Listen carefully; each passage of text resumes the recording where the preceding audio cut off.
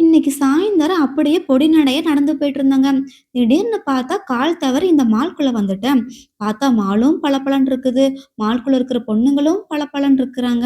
ஆனா அங்க இருந்த கடையெல்லாம் வெறும் காட்சி பொருள் மட்டும்தாங்க. எதுவுமே காசு கொடுத்து வாங்க முடியாது. அவ்வளவு விலை விக்குதுங்க. திடீர்னு பார்த்தா செவுத்துல பெரிய சைஸ் டிவி வச்சிருக்காங்க. ஆனா அதுல ரஜினி, கமல் படம் எல்லாம் ஓடாதுங்க. வெறும் விளம்பர படம் மட்டும்தான். சரி எங்கடா போலான்னு யோசிச்சுட்டு இருந்தோம்.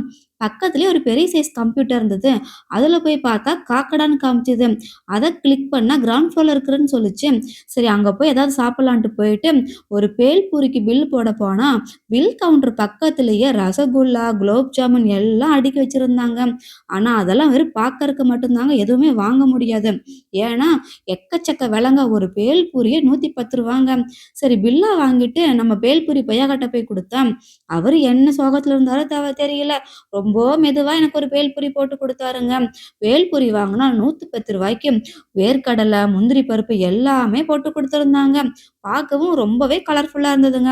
சரின்னு அந்த பேல்பூரி சாப்பிட்டு முடிச்சுட்டு, நம்ம ஒரு காஃபி சாப்பிடலான்ட்டு மேல போனா, திருவிழா மாரி ஏகப்பட்ட லைட் செட்டிங் எல்லாம் போட்டு வச்சிருந்தாங்க.